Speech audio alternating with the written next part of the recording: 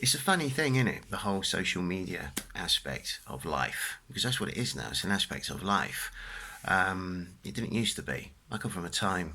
I'm not very old. I'm only 43, but I come from a time where there was no internet, and then there was internet, and then from the internet came social media, and now everybody is social media obsessed. It's either Facebook or it's Instagram or it's Twitter or it's YouTube or there'll be something else next. There probably is something else that I'm not even aware of.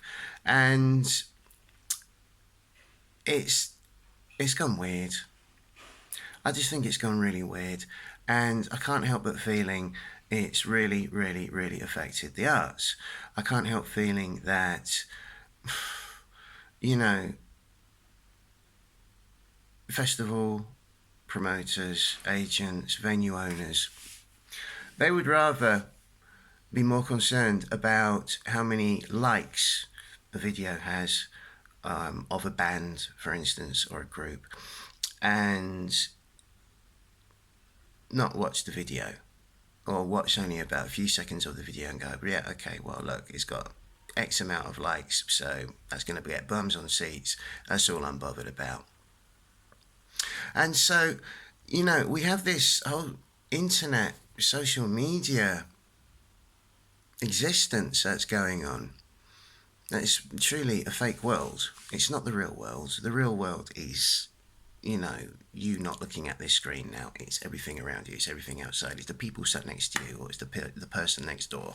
It's the person walking outside. It's, this is the real world. It's the interconnectivity of people, and we as musicians, we as artists should understand more and more and more this interconnectedness of human beings as opposed to an online connection with that person or this person or that group of people or this pack of people, these packs of people. We all go searching for instant approval, instant gratification. It's just getting really, really weird. It's getting really weird. And what I'm seeing as a consequence also is it's pitting us against each other. I'm not saying that there was no competition before this, but it's pitting us against each other in the most mediocre way. It really is. It's superficial.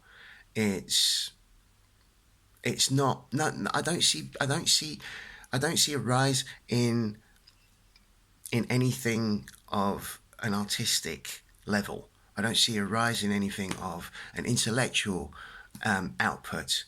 It kind of harbours and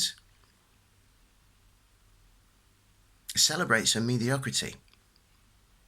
It celebrates a mediocrity instead of celebrating the opposite of that. Our true growth, our truest sense of morality, our truest sense of worth, our truest sense of independence and the highest state of which we can hopefully learn to achieve. It's funny because by the end of the day, what is it? What is the internet? It's a corporate commodity. It's a corporate commodity where your personal information is harvested for a character analysis, then to be sold on to whatever corporations can then target you for their marketing. That's all it's about. And in between that, artists are pitted against each other in hope for a scrap here, a scrap there, or a like here, or a like there, or a gig here and a gig there.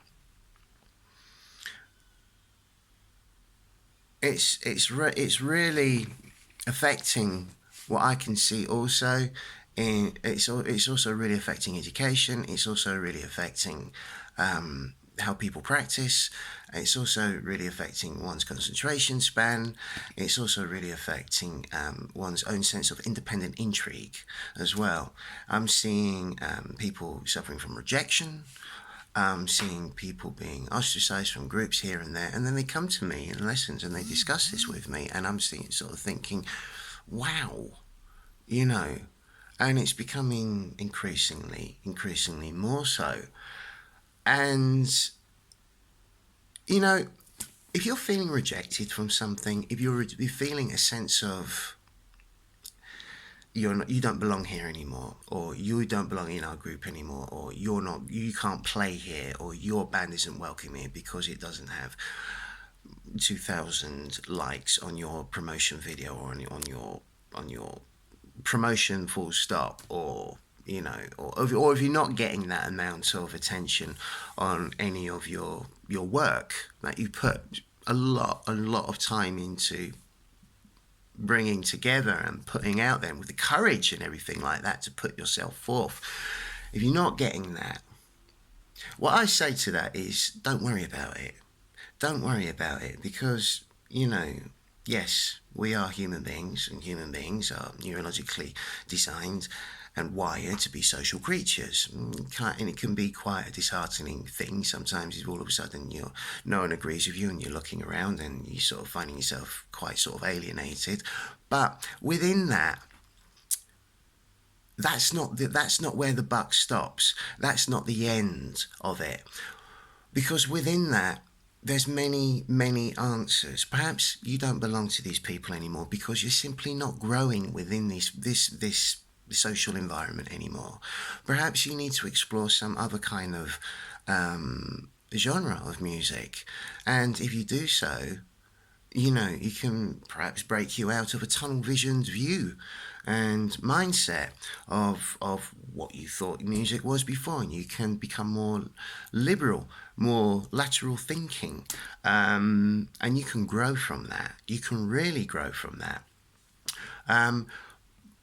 But more so, if it really, really bothers you, perhaps there's something inside you. Perhaps there's something that deep inside you that you need to address first. And perhaps that was the issue all along. Perhaps you were chasing the wrong kind of people. Perhaps you were climbing the wrong ladder because you were going along with a sense of conformity. Perhaps you were going along with something that you didn't really think about before, and you weren't really aware that you had something missing inside you, from the internal world inside you, where music comes from, and you were more dependent upon the externals of life. Because by the end of the day, where does music come from? Music doesn't come from music. It doesn't come from music. Music comes from life, you know? And life comes first. You're part of that life, and there's an external world and there's an internal world. We all know that music comes from this interrelationship between the internal and the external, and it comes from inside of us. It comes from the spirit, where the spirit can naturally, freely flow. To our combining all our knowledge and creativity, combined into one, and full expression of who we are. That's where the fundamental essence of it all comes from. And sometimes, when we realize and wake up, okay, we don't belong here, or oh no, all of a sudden, no one's agreeing with what I'm doing anymore, or this, that, and the other. They can be lessons for us, or wake up calls for us to actually sort of consider for ourselves. Perhaps we need to readdress something internally and stop responding externally to people's approvals. If you take someone like David Bowie, if you take someone like Bob Dylan, okay, they're not jazz musicians, but they're phenomenal artists and phenomenal musicians. Whether you like them or not, take some time to just study their lives. These people are very reclusive people.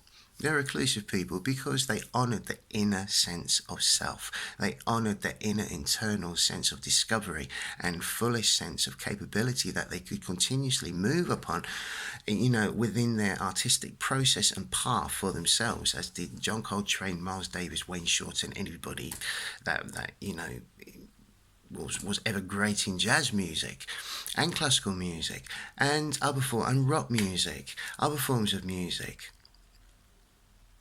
It's something to think about. It's something to perhaps also get your head round, that Yes, there is social media and it is a tool, but it is not life. Your life.